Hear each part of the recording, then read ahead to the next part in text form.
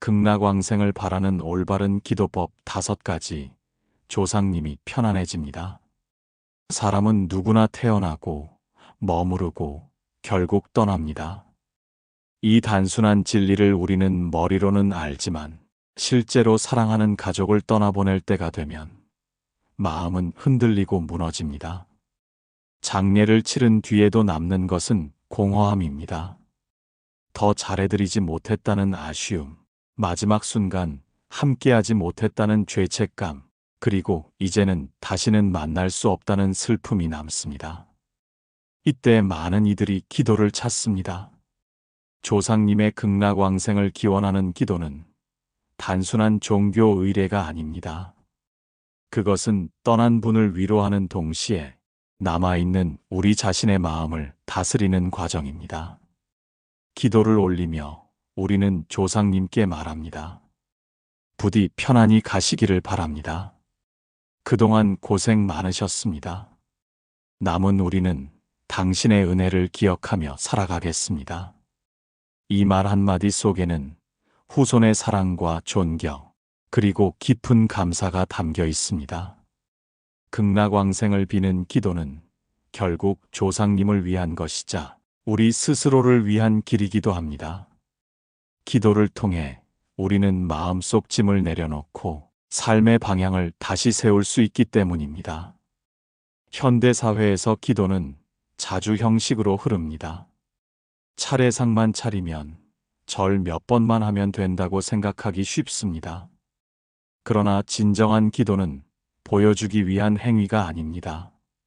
조상님의 영혼을 위로하고 그분의 삶을 기리며 내 마음을 정화하는 과정이어야 합니다. 부처님은 말씀하셨습니다. 마음이 곧 불국토라. 내 마음이 맑아지고 간절할 때 그 기도는 극락에 닿아 조상님을 편안하게 합니다. 기도는 소리보다 마음이고 형식보다 진심입니다. 그러므로 오늘 우리가 나누려는 것은 단순한 절차가 아닙니다. 조상님의 극락왕생을 바라는 올바른 기도법 5가지입니다. 이 5가지는 누구나 실천할 수 있고 현대인의 삶 속에서도 쉽게 적용할 수 있습니다. 그리고 그 기도를 통해 조상님은 편안해지시고 우리 후손 또한 복을 얻게 될 것입니다. 1부. 왜 극락왕생을 기도해야 하는가? 누구나 언젠가는 세상을 떠납니다. 하지만 남겨진 이들의 마음은 쉽게 편안해지지 않습니다. 떠난 분을 그리워하는 마음, 끝내 지켜드리지 못한 아쉬움, 마지막으로 전하지 못한 말들이 가슴에 남아 밤마다 눈시울을 적시게 합니다. 그래서 우리는 기도를 찾습니다. 극락왕생을 기도한다는 것은 단순히 죽은 이를 위한 것이 아닙니다. 그 기도는 살아있는 우리의 마음을 치유하는 길이기도 합니다. 기도 속에서 우리는 이렇게 고백합니다. 그동안 고생 많으셨습니다. 이제는 부디 평안히 쉬십시오. 당신의 삶을 기억하며 저도 올바르게 살아가겠습니다. 불교에서 말하는 극락은 고통 없는 세계, 평화로운 세계입니다. 그곳은 욕심과 번뇌가 사라지고 맑고 고요한 빛으로 가득한 세계입니다. 우리는 사랑하는 이가 그런 세계로 가기를 바랍니다. 그 바람이 곧 극락왕생의 기도입니다. 기도를 드린다고 해서 눈앞의 현실이 당장 바뀌는 것은 아닙니다. 그러나 기도를 통해 우리의 마음은 달라집니다. 기도는 후회와 아쉬움으로 무너진 마음을 조금씩 치유하고 다시 앞으로 나아가게 만듭니다. 기도는 떠난 이를 향한 사랑이자 남은 이를 위한 위로입니다. 현대 사회에서는 조상님을 기리는 시간이 점점 줄어들고 있습니다. 바쁜 일상 속에서 제사나 차례마저 형식으로 흐르기 쉽습니다. 그러나 마음 없는 형식은 오래가지 못합니다. 진심 어린 기도가 없으면 조상님과의 연결도 약해집니다. 그래서 우리는 다시 마음을 다잡아야 합니다. 극락왕생의 기도는 단순한 종교 의례가 아니라 삶의 뿌리를 잊지 않는 행위입니다. 조상님이 있었기에 내가 있고 그분들의 삶이 있었기에 지금의 가정이 이어져 있습니다. 기도는 그 뿌리에 감사하고 그 은혜를 잊지 않겠다는 다짐입니다. 또한 기도는 후손의 삶을 바꾸는 힘이 있습니다. 기도하는 마음은 자연스레 겸손을 낳고 겸손은 삶을 단단하게 합니다. 기도하는 마음은 탐욕을 줄이고 탐욕을 내려놓은 자리에 평화가 들어옵니다. 이렇게 후손이 바르게 서면 그 자체가 조상님께 드리는 가장 큰 공양이 됩니다. 부처님은 말씀하셨습니다. 한 사람의 바른 마음이 일가를 살리고 한 사람의 올곧은 행실이 후손을 이롭게 한다. 이 말은 곧 우리가 드리는 극락왕생의 기도가 조상님을 편안하게 할 뿐 아니라 우리의 삶도 복되게 한다는 뜻입니다. 그러므로 극락왕생의 기도는 단순히 죽은 이를 위한 일이 아닙니다. 그것은 곧 나 자신을 위한 길이며 후손 전체가 평안해지는 길입니다. 조상님을 위하는 마음은 결국 나를 살리고 그 마음에서 복이 흘러옵니다.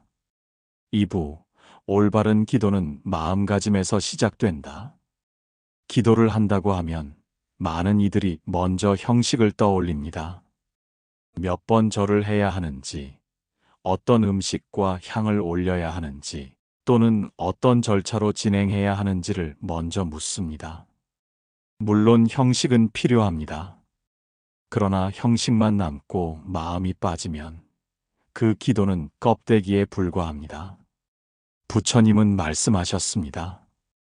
마음이 곧 모든 것의 근본이다. 마음이 바르면 그 행위도 바르고 마음이 어지러우면 그 행위도 헛되다. 현대인들은 종종 바쁜 일상 속에서 기도조차 해야 할 일처럼 처리하려 합니다. 차례상을 차리면서도 절에 들러 합장하면서도 빨리 끝내고 돌아가야지라는 생각에 사로잡히기도 합니다. 이때 그 행위는 이미 기도가 아니라 습관이 되고 맙니다. 올바른 기도는 먼저 마음을 가라앉히는 것에서 시작합니다. 호흡을 고르고 번잡한 생각을 잠시 내려놓습니다. 그리고 나는 지금 진심으로 조상님을 위해 기도한다는 다짐을 세워야 합니다. 이 작은 준비만으로도 기도의 무게는 달라집니다.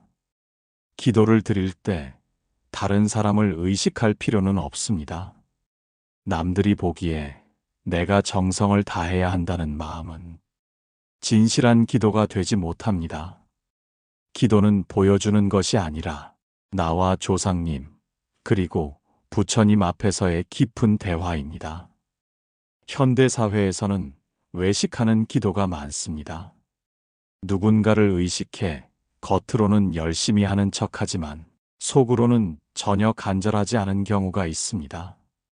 반대로 누군가는 큰 의식 없이도 작은 방 한켠에서 진심을 다해 기도합니다. 후자의 기도가 훨씬 더 큰 울림을 가집니다. 기도에서 중요한 것은 얼마나 오래 했는가가 아닙니다. 얼마나 간절했는가가 핵심입니다. 짧은 한마디라도 진심이면 그것이 극락에 닿습니다. 반대로 긴 시간의 기도라도 형식에만 치우치면 그것은 공허한 메아리에 지나지 않습니다. 또한 기도의 마음가짐에는 겸손이 필요합니다. 내가 이렇게 했으니 복을 받아야 한다는 마음은 기도를 거래로 만들어버립니다. 올바른 기도는 바라는 마음보다 감사하는 마음에서 나옵니다. 조상님이 편안하시기를 바랍니다. 내 삶도 그 은혜에 따라 바르게 살아가겠습니다. 이런 기도가 진정한 기도입니다. 기도는 결국 마음을 비추는 거울입니다. 기도하는 순간 나는 내 삶을 돌아봅니다. 내가 잘못한 것은 없는지, 더 감사해야 할 일은 없는지, 어떻게 살아야 조상님께 부끄럽지 않을지를 생각합니다. 이 깨달음이 바로 기도의 본질입니다. 그러므로 올바른 기도는 마음가짐에서 시작됩니다. 마음을 맑게 하고 욕심을 내려놓고 감사와 참회의 마음으로 기도를 드릴 때 그 기도는 극락에 닿아 조상님을 편안하게 합니다. 그리고 동시에 나 자신도 맑아져 삶의 길을 다시 바르게 걸어갈 힘을 얻게 됩니다. 3부 첫째 기도법, 참회의 기도. 사람은 누구나 후회를 안고 살아갑니다. 특히 부모님과 조상님을 떠나보낸 후손들은 그때 더 잘해드릴 걸 하는 마음을 깊이 간직합니다. 생전에 자주 연락드리지 못한 일, 바쁘다는 핑계로 찾아뵙지 못한 일, 아픈 몸을 돌봐드리지 못한 일. 이런 기억들은 시간이 지날수록 더 크게 다가옵니다. 이런 마음이 바로 참회의 기도로 이어져야 합니다. 참회란 단순히 잘못을 고백하는 것이 아닙니다. 내 마음속 깊이 자리한 허물과 아쉬움을 인정하고 그것을 맑히는 과정입니다. 참회할 때 비로소 무거운 죄책감이 풀리고 그 마음이 조상님께도 전달됩니다. 부처님은 말씀하셨습니다. 참회는 업장을 소멸하는 길이다. 내가 지은 허물과 잘못을 인정하고 눈물로 참회할 때 그 마음은 맑아져 더 큰 복의 씨앗이 됩니다. 현실 속에서도 참회의 기도는 큰 치유가 됩니다.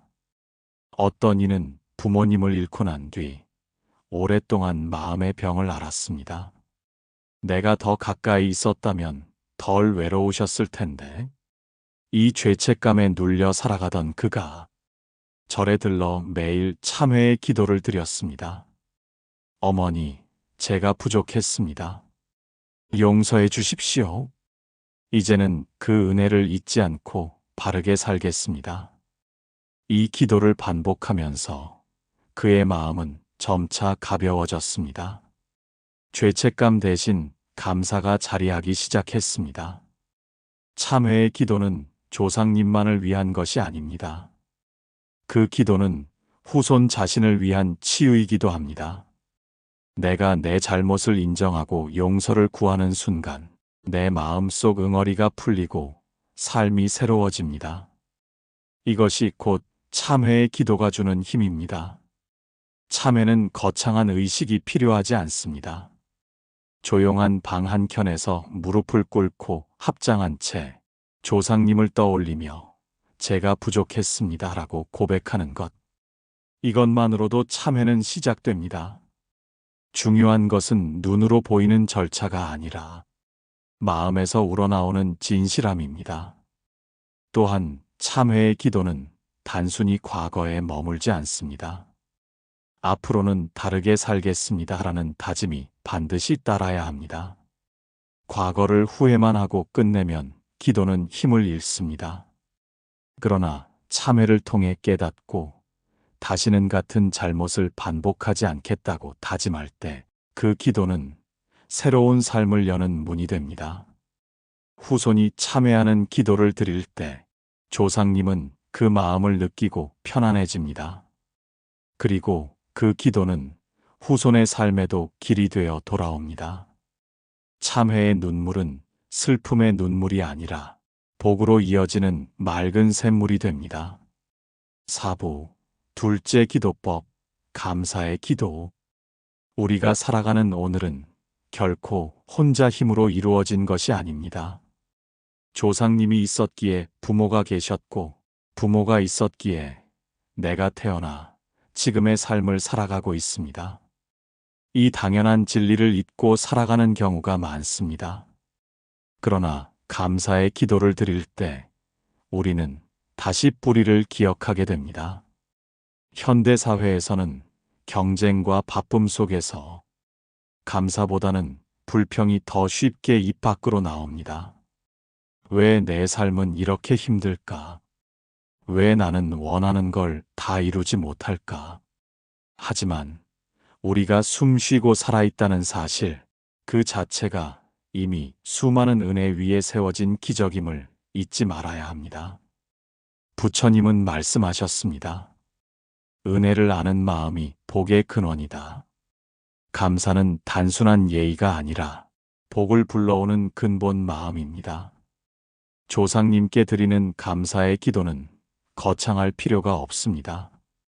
당신 덕분에 제가 존재합니다. 이 짧은 한마디 속에 모든 것이 담겨 있습니다. 그 말 한마디가 조상님께 큰 위로가 되고 후손의 삶에도 따뜻한 힘을 불어넣습니다. 감사의 기도는 제사상이나 차례상 앞에서만 하는 것이 아닙니다. 일상 속 작은 순간에도 가능합니다. 아침에 눈을 뜨며 오늘 하루를 살게 해주셔서 감사합니다. 식사를 하며 이 밥을 먹을 수 있음이 조상님과 부모님의 은혜입니다. 이런 마음을 담아 기도할 때 감사는 습관이 되고 삶은 달라집니다. 현실 속에서 감사의 기도가 필요한 이유는 명확합니다. 감사하지 않는 마음은 금세 불평으로 바뀌고 불평은 삶을 어둡게 만듭니다. 반대로 감사하는 마음은 작은 것에서도 기쁨을 발견하게 하고 그 기쁨은 삶을 밝게 비춥니다. 한 노인이 이런 말을 했습니다. 젊었을 때는 부모님께 불만이 많았지만 돌아가시고 나니 모든 것이 은혜였음을 알겠다. 우리는 살아있을 때는 모르지만 떠난 뒤에야 은혜를 깨닫는 경우가 많습니다. 그러므로 늦기 전에 감사의 기도를 드려야 합니다. 감사의 기도는 조상님을 위로할 뿐 아니라 후손 스스로를 겸손하게 합니다. 내가 잘난 것이 아니라 수많은 희생과 노력 위에 내가 서 있음을 알게 합니다. 이 겸손이야말로 사람을 바르게 세우고 삶을 단단하게 지켜주는 힘입니다. 오늘 하루 잠시 시간을 내어 조상님께 감사의 기도를 드려 보십시오. 그 기도는 말로 다 하지 않아도 진심이 담겨 있다면 극락에 닿아 조상님께 전해집니다. 그리고 그 마음은 후손의 삶에 복으로 흘러들어옵니다. 5부 셋째 기도법 공덕을 쌓아 회향하는 기도. 기도에는 두 가지 길이 있습니다. 하나는 입술로만 드리는 기도이고 다른 하나는 삶으로 드리는 기도입니다. 입술의 기도는 순간의 울림이 있지만 삶의 기도는 오랫동안 이어져 조상님께 전해집니다. 불교에서는 선행을 쌓고 그 공덕을 다른 존재에게 돌려드리는 것을 회향이라 합니다. 내가 베푼 선행의 힘을 조상님께 보내드리는 것입니다. 이는 단순한 상징이 아니라 후손의 삶이 곧 조상님을 위한 기도가 된다는 깊은 가르침입니다. 현실 속에서 회향은 어렵지 않습니다. 작은 친절 하나가 곧 공덕이 됩니다. 길에서 쓰레기를 주워버리는 일, 어려운 이웃을 돕는 일, 나보다 약한 이를 배려하는 일. 이런 작은 선행도 모두 공덕이며 그 공덕을 조상님께 회향하면 그분들은 극락에서 편안함을 얻게 됩니다. 부처님은 말씀하셨습니다. 하나의 선행은 100,000가지의 복으로 흩어져 퍼진다. 내가 지은 작은 선이 결국 온 집안과 조상님께까지 흘러갑니다. 예를 들어 어떤 후손이 매달 소득의 일부를 떼어 불우한 이웃을 돕는다고 생각해 봅시다. 그 선행은 단순히 그 사람의 복으로만 머무르지 않습니다. 이 공덕을 저희 조상님께 돌립니다. 이 마음을 더하면 그 선행은 곧 기도가 됩니다. 후손의 마음과 행동이 합쳐져 조상님의 극락왕생을 돕는 큰 힘으로 작용하는 것입니다. 현대 사회에서는 기도를 단순히 의식으로만 생각하기 쉽습니다. 그러나 올바른 기도는 반드시 삶의 실천과 연결되어야 합니다. 기도하면서도 남을 해치고 기도하면서도 욕심만 채우면 그 기도는 힘을 잃습니다. 반대로 작은 실천이 함께한다면 그 기도는 하늘에 닿아 조상님께 편안함을 전합니다. 회향은 또 다른 의미로 후손의 삶을 변화시킵니다. 나의 선행을 조상님께 돌리는 마음을 가질 때 나는 늘 겸손해지고 감사하게 됩니다. 그리고 이런 마음은 사람들과의 관계를 부드럽게 하고 삶을 더욱 평화롭게 만듭니다. 조상님께 공덕을 회양한다는 것은 결국 내 삶을 바르게 살겠다는 다짐과 같습니다. 바르게 살며 지은 공덕은 사라지지 않습니다. 그 힘은 조상님을 극락으로 이끌고 나 자신과 후손에게도 복이 되어 돌아옵니다. 오늘부터라도 작은 선행 하나를 실천해 보십시오. 그리고 그 선행을 조상님께 회양하는 기도를 드리십시오. 이 공덕을 저희 조상님께 올립니다. 부디 극락왕생하시어 평안하시기를 바랍니다. 이 한마디로 선행은 기도로 완성되고 그 기도는 곧 복의 씨앗이 됩니다. 6부 넷째 기도법 염불과 독송의 기도. 옛날부터 불자들은 사랑하는 이의 극락왕생을 빌며 나무 아미타불을 끊임없이 염송했습니다.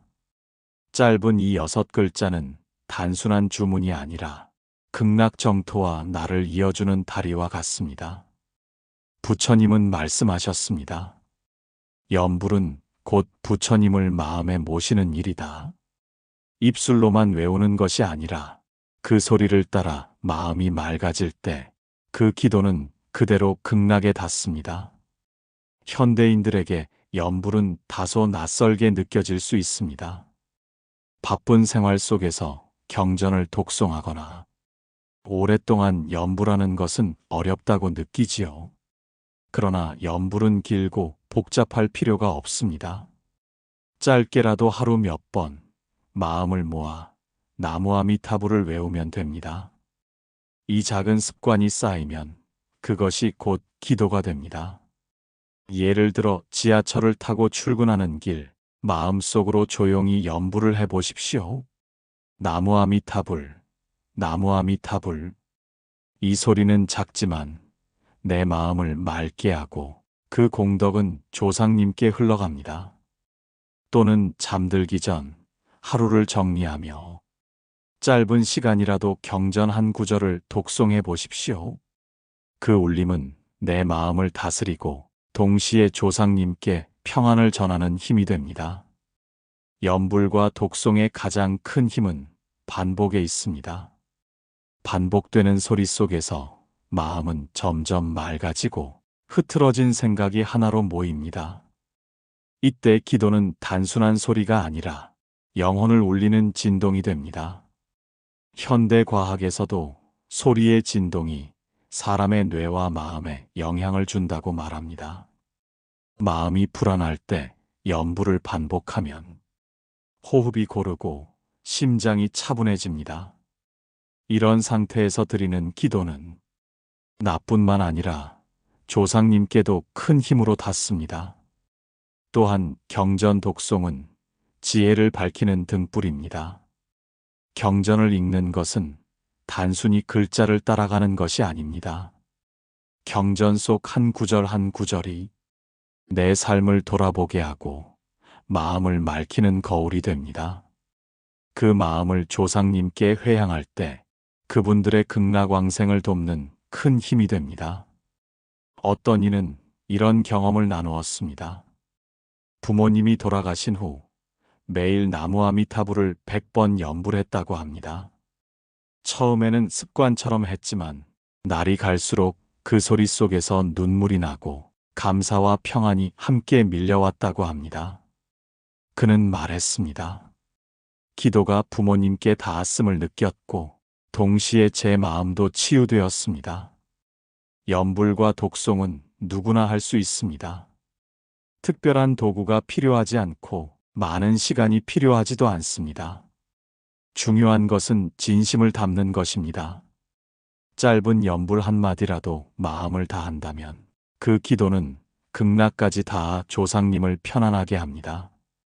그러므로 오늘부터라도 작은 염불 습관을 시작해 보십시오. 그 소리는 나를 맑히고 조상님께는 편안함을 전하며 우리 가정에는 복을 불러오는 울림이 될 것입니다. 7부 다섯째 기도법. 일상 속 실천을 기도로 삼는 법. 사람들은 흔히 기도를 특별한 시간, 특별한 장소에서만 드린다고 생각합니다. 절에 가서 향을 피우고 합장하고 염불할 때만 기도라고 여기지요. 물론 그 순간도 소중하지만 사실 더 큰 기도는 우리의 일상 속에 숨어 있습니다. 부처님은 말씀하셨습니다. 한 걸음 한 걸음이 수행이요. 한마디 말, 한 가지 행동이 모두 업을 짓는다. 이 가르침은 곧 우리가 매일 하는 삶의 행위가 곧 기도가 될 수 있음을 알려줍니다. 일상 속 실천을 기도로 삼는 가장 첫 걸음은 바른 말입니다. 조상님께 기도한다고 하면서도 평소에는 거친 말, 상처 주는 말을 내뱉는다면 그 기도는 힘을 잃습니다. 반대로 따뜻한 말, 격려의 말, 감사의 말을 나누는 순간 그 자체가 조상님께 드리는 기도가 됩니다. 두 번째는 바른 마음입니다. 시기와 질투, 욕심으로 가득 차 있으면서 조상님을 위해 극락왕생을 기도한다면 그 마음은 진심이 되기 어렵습니다. 일상에서 욕심을 줄이고 남의 기쁨을 함께 기뻐할 줄 아는 마음을 기르는 것. 이것이 곧 조상님께 드리는 기도입니다. 세 번째는 바른 행실입니다. 작은 선행 하나가 곧 기도입니다. 길을 걷다 만난 낯선 이를 배려하는 행동, 가까운 가족에게 따뜻한 말 한마디를 건네는 행동, 그 모두가 공덕이 되어 조상님께 흘러갑니다. 현대 사회는 바쁘고 경쟁이 치열하다 보니 기도할 시간을 따로 내기가 어렵다고 느낍니다. 그러나 시간을 내지 않아도 괜찮습니다. 내가 숨 쉬고 걷고 일하는 그 모든 순간이 기도가 될 수 있기 때문입니다.